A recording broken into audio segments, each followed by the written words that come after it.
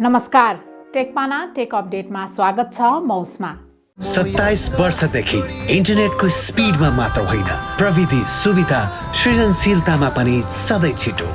World link, मनसँग जोडिएको तार तपाईलाई पनि व्यक्त गर्दछ आभार। छिटो भनेकै वर्ल्ड लिङ्क।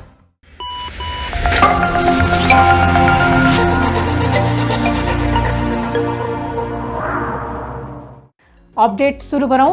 पहाडी क्षेत्रमा लाइफाईको सफल परीक्षण सम्बन्धी समाचारबाट।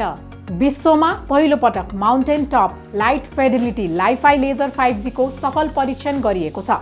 लाइफाई प्रविधिमा काम गरिरहेको न्याबटेक कम्पनीसँग सहकार्य गरेर वैज्ञानिक सोनम वाङचुङले यस्तो इन्टरनेट सेवाको परीक्षण गरेका हुन्।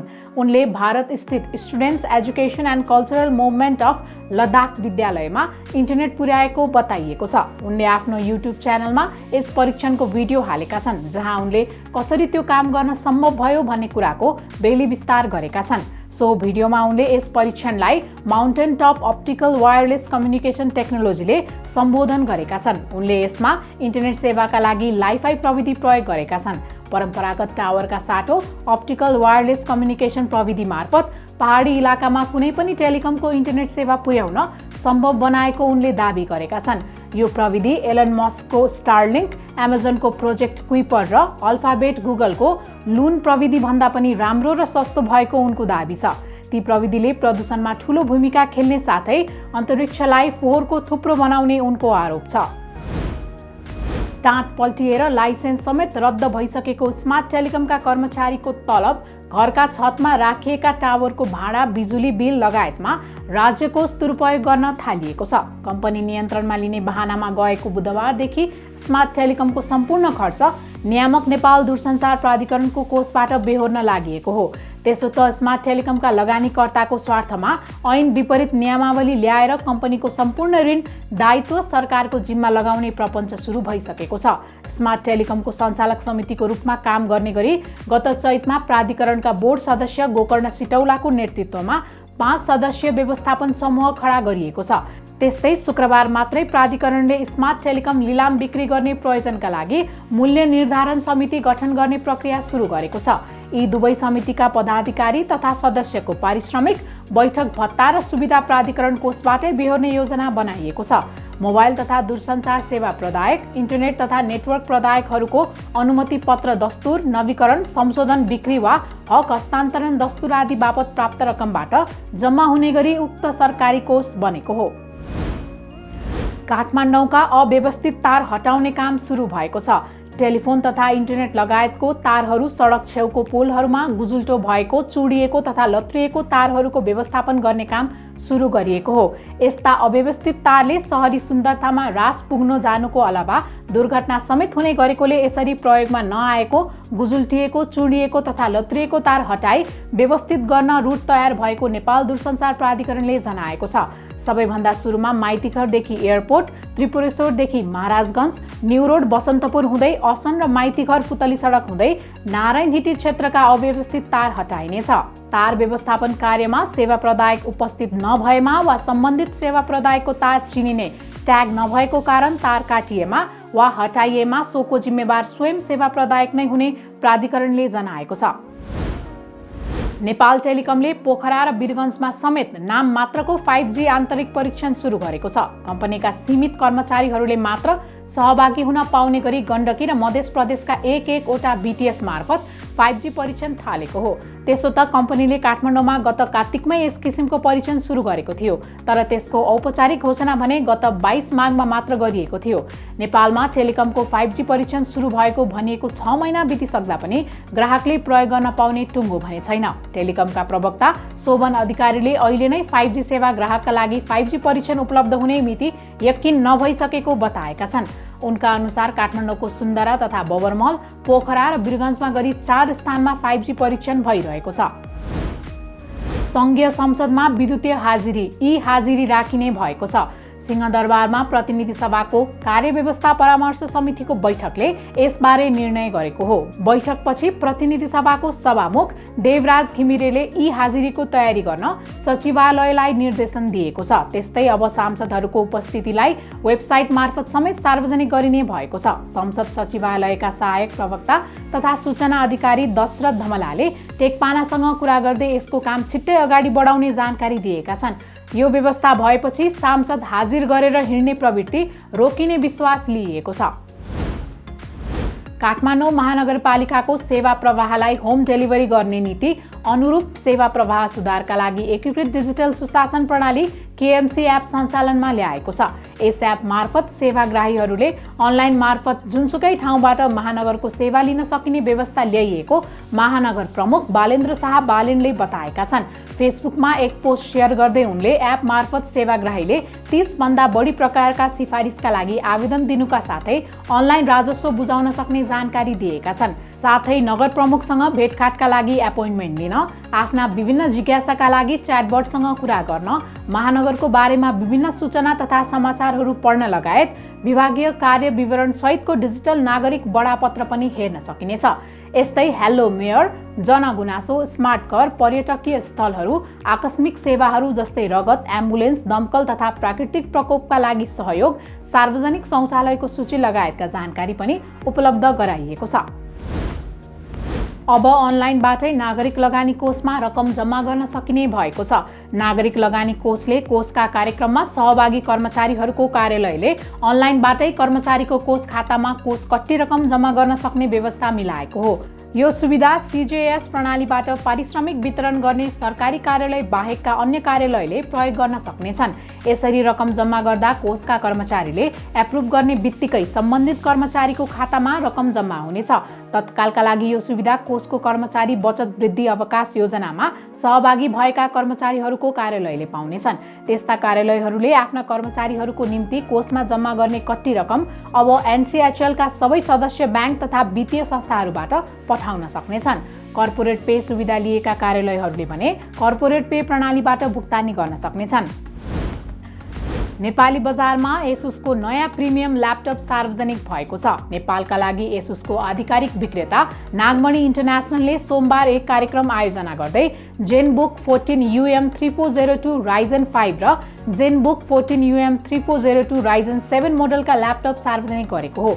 कम्पनीका अनुसार जेनबुक UM मोडलमा 75 वाटको ब्याट्री रहेको छ, जसले लगातार 18 घण्टासम्म पावर उपलब्ध गराउनेछ। त्यस्तै ल्यापटप डाउन भए पनि 49 मिनेटमै 60% सम्म चार्ज गर्न सकिने कम्पनीले जनाएको छ।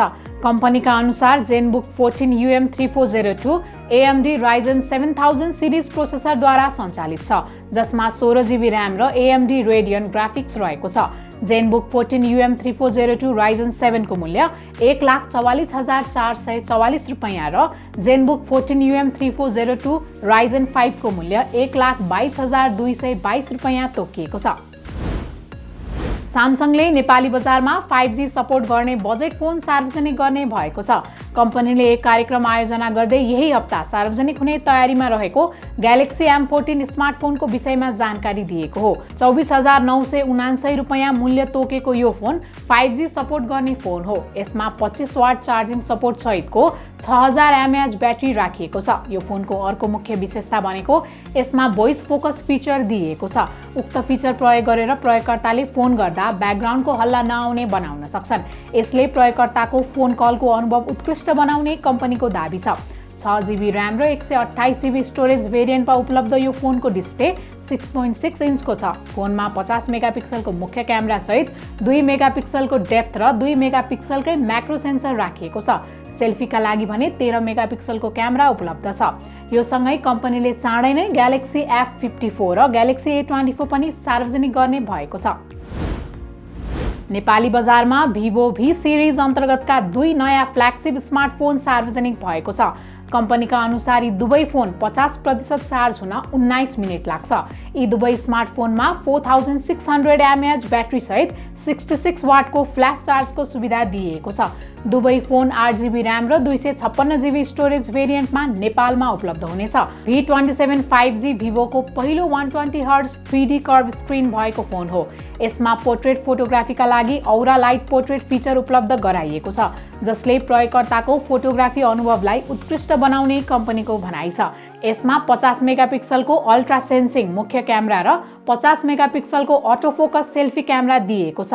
यी दुवै क्यामेरामा सोनी IMX766V सेन्सर रहेको छ। यसले गर्दा रातको समयमा पनि राम्रो फोटो खिच्न सकिने कम्पनीले बताएको छ। यसमा 4nm MediaTek Dimensity 7200 प्रोसेसर रहेको छ। नेपाली बजारमा यसको मूल्य 58,979 रुपैयाँ तोकिएको छ। V27e मा 120 हर्जको एमुलेट डिस्प्ले उपलब्ध छ।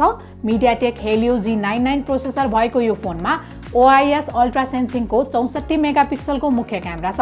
त्यस्तै 32 मेगापिक्सलको HD सेल्फी क्यामेरा रहेको छ। नेपाली बजारमा यसको मूल्य 41,979 रुपैयाँ तोकिएको छ। गुगलले आफ्नो पहिलो फोल्डेबल स्मार्टफोन बजारमा ल्याउने भएको छ। सामसङले फोल्डेबल फोनको बजार लिइरहेको बेला गुगलले पिक्सेल फोल्ड सार्वजनिक गर्न लागेको हो। आगामी मे 10 बुधबार हुने गुगल I/O का दिन फोनबारे थप जानकारी दिने गुगलले बताएको छ। तर अहिले नै उक्त पिक्सेल फोल्ड फोनका धेरै जानकारी बाहिरिन थालेका छन्। 72 घण्टासम्म टिक्ने ब्याट्री प्रयोग हुने बताइएको फोनमा 5.8 इन्चको बाहिरी OLED डिस्प्ले र 7.6 इन्चको भित्री डिस्प्ले हुनेछ। त्यस्तै फोनमा पिक्सेल 7 र 7 प्रोमा प्रयोग गरिएको गुगलको आफ्नै टेन्सर G2 चिपसेट प्रयोग हुनेछ भने रिफ्रेश रेट 120 हर्ज सम्मको हुने चर्चा छ। पानी प्रतिरोधी हुने बताइएको पिक्सेल फोल्ड एन्ड्रोइड 13 मा आधारित हुनेछ भने 12GB र्याममा उपलब्ध हुनेछ। 256GB स्टोरेज क्षमता भएको फोनको मूल्य $1,800 करिब 2,36,000 रुपैयाँ र 512GB स्टोरेज क्षमता भएको फोनको मूल्य $1,920 करिब 2,51,000 रुपैयाँ हुने अनुमान छ। नेपाली बजारमा FT मोटर्सको विद्युतीय स्कुटर सार्वजनिक भएको छ। शनिबार राजधानीमा आयोजित एक समारोहमा FT मोटर्सका लागि नेपालको आधिकारिक विक्रेता ग्रन्थ इलेक्ट्रिक भेहिकल्स प्रालीले F5 र F5A मोडलका स्कुटर सार्वजनिक गरेको हो। कम्पनीले F5 र F5A लाई नेपाली माटोसँग सुहाउने स्कुटरको रूपमा लिएको छ।